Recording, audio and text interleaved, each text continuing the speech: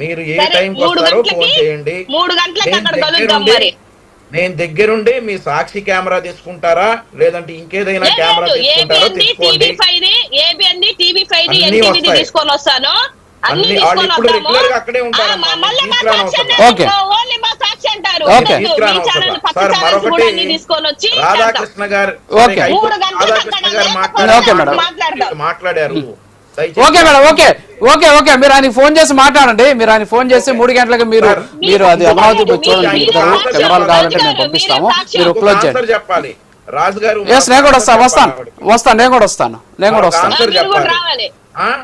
రాధాకృష్ణ గారు అలా అన్నారు అని బాధపడిపోయినటువంటి వీళ్ళు జగన్మోహన్ రెడ్డి గారికి బాబాయ్ గుండెపోటు అనగానే వీళ్ళు నమ్మారు. అవునవును గుండెపోటు అన్నారు.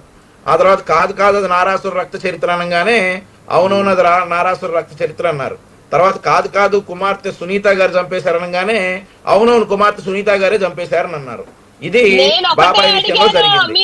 ఆ తర్వాత కొన్నాళ్ళకి జగన్మోహన్ రెడ్డి గారు ఆపమ్మా వినమ్మ చెప్తున్నా కదా, చెప్తున్నా మిమ్మల్ని ఎందుకు అలా అంటా ఉన్నారు చెప్తున్నా కదా.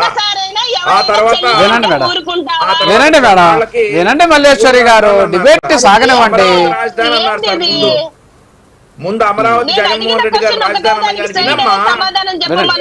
అన్నారు సార్. కొన్నాళ్ళకి కాదు 3 రాజధానులు ఆహా 3 రాజధానులు అన్నారు సార్.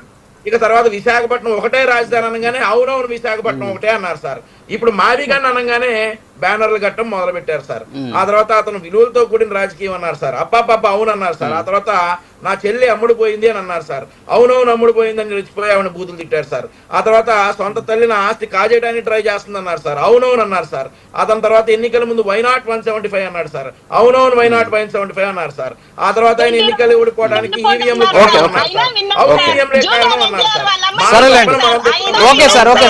అతను తానా అంటారు వీళ్ళు తందానా అంటారు. ఆ తర్వాత పల్లె మొదలు పెడతారు వీళ్ళు కోరస్ మొదలు పెడతారు సార్.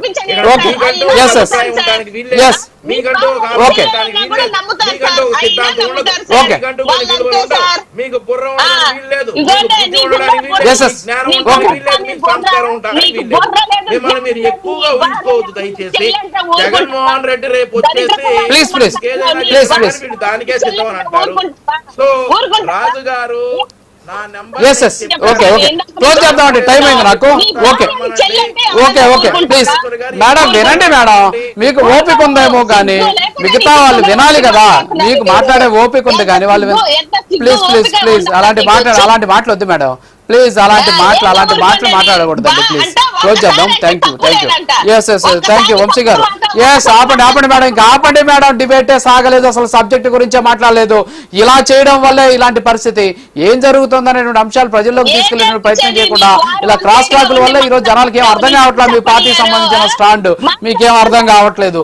అదే మీరు ఒకసారి ఆలోచించుకోండి, ఒక గంట కూర్చోండి, ఒక్కరే ఒక గంట కూర్చొని ఆలోచించుకొని అరే మనం ఏం మాట్లాడుతున్నాం, మనం ఏంటి డిబేట్ లో మనం వెళ్ళేటటువంటి సబ్జెక్ట్ జనాల్లోకి వెళ్తుందా లేదా, మన వ్యక్తులను టార్గెట్